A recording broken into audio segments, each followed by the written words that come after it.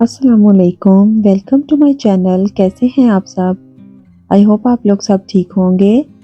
आज हम बनाएंगे बहुत ही मुनफरिद सा शोरबे वाला आलू गोश्त का सालन।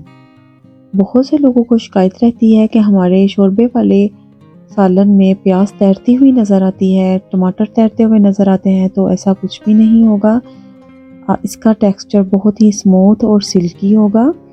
आप मेरी रेसिपी को स्टेप बाय स्टेप फॉलो करें। तो चलिए आइए इसको बनाना स्टार्ट करते हैं। सबसे पहले हम एक बर्तन लेंगे और उसमें 1 कप तेल शामिल कर देंगे। ये मेरे पास कुछ आलू हैं, इन्हें मैंने मोटा मोटा सा कट कर लिया है। आलू को हम इस शेप में रखेंगे, ये बहुत ही खूबसूरत लगते हैं। ऑयल में हम आलू डाल देंगे और इसको फ्राई कर लेंगे। आलू को फ्राई करने के लिए डालें तो इसकी छींटे उठती हैं, इस वजह से मैं इसको लिड से कवर कर दूंगी और 1 से 2 मिनट मैं इसको अच्छी तरह से फ्राई करूंगी। मैं इसके कवर को नहीं हटाऊंगी और इसी तरह से इसको हिलाऊंगी ताकि ये नीचे से जल ना जाए और इक्वली ये फ्राई हो जाए।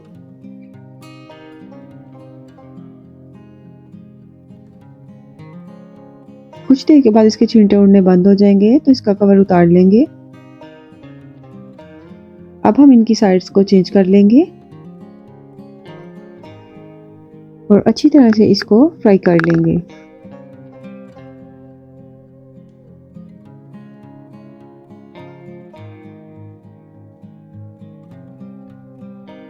आलू हमारे फ्राई हो चुके हैं, इन्हें अब हम निकाल लेंगे।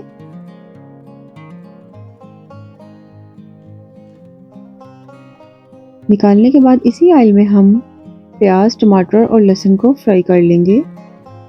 प्याज को मैंने मोटा मोटा काट लिया है और टमाटर को भी मोटा मोटा कट कर लिया है।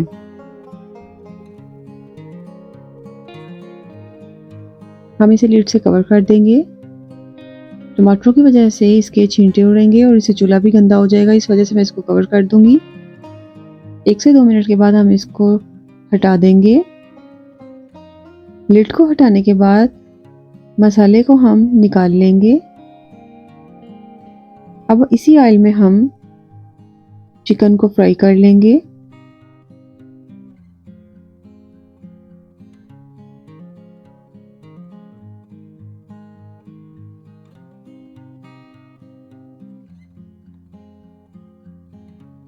चिकन को फ्राई करते वक्त मैं इसमें 1 तेज़पत्ता, 1 दालचीनी का टुकड़ा, 1 बड़ी इलायची काली, 1 छोटी इलायची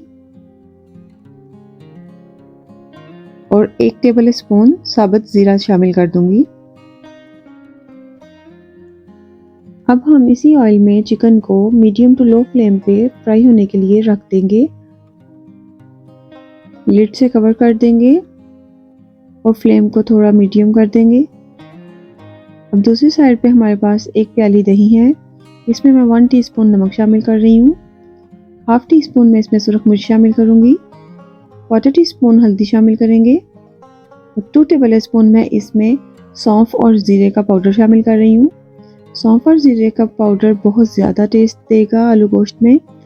आपने 1 टेबल स्पून ही ज़ीरा और 1 टेबल स्पून ही सौंफ लेनी है और उसको अच्छी तरह से पाउडर फॉर्म में पीस लेना है। ये सब कुछ शामिल करने के बाद हम इसको हटा देंगे और अब हम मसाले को ग्राइंड कर लेंगे जो हमने फ्राई किया था।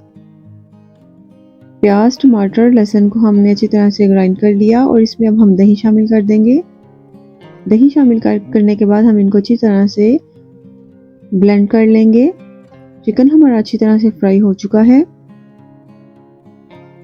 अब हमने जो मसाला ग्राइंड किया था वो हम इस चिकन में शामिल कर देंगे। आप देख सकते हैं चिकन लाइट ब्राउन कलर में आ चुका है और इसकी बहुत अच्छी खुशबू आना शुरू हो गई है। अब हम इसमें ब्लेंड किया हुआ मसाला शामिल कर देंगे। मसाला शामिल करके हम इसको 1 से 2 मिनट के लिए पकाएंगे। ये हमारे पास फ्राई किए हुए आलू हैं जिन्हें हमने सबसे पहले फ्राई किया था। इनमें से कुछ आलू मैं निकाल लूँगी।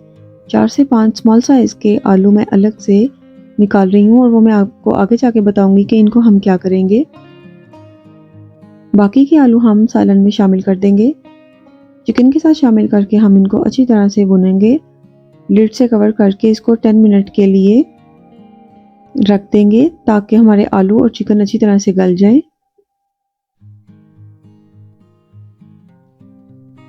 अब हमने जो आलू अलग से निकाले थे उनको मैश कर दिया है मैंने अच्छी तरह से, और ये मैश किए हुए आलू मैं इस चिकन और आलू के सालन में शामिल कर दूंगी।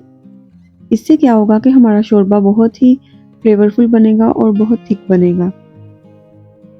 आप इसको स्किप मत कीजिएगा। इस तरह करने से आलू और गोश्त के सालन में एक मुनफरिद सा टेस्ट आता है और बहुत ही ज़बरदस्त लगते हैं ये। एक दफ़ा आप इसको इस तरह से ट्राई करके देखें। आप हमेशा इसी तरह से आलू गोश्त का सालन बनाएंगे।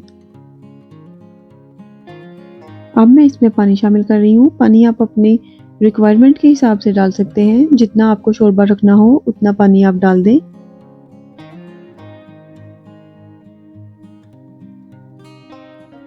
पानी शामिल करने के बाद ये मेरे पास कसूरी मेथी है, इसे मैंने अच्छी तरह से धो के पानी में भिगो दिया था। कसूरी मेथी आप जब भी शामिल करें तो इसको अच्छी तरह से वॉश कर लिया करें, इसमें बहुत ज़्यादा मिट्टी होती है। कसूरी मेथी शामिल करके हम इसको कवर कर देंगे ताकि इसका जो पानी है वो अच्छी तरह से पक जाए और सारे फ्लेवर इसमें लॉक हो जाए। 10 से 15 मिनट के लिए हम इसको अच्छी तरह से पकाएंगे। 10 से 15 मिनट के बाद हम इसका कवर हटा देंगे और इसमें फ्रेश हरा धनिया शामिल कर देंगे। आप देख सकते हैं ऑयल ऊपर आ चुका है, इसका मतलब है हमारा सालन रेडी है।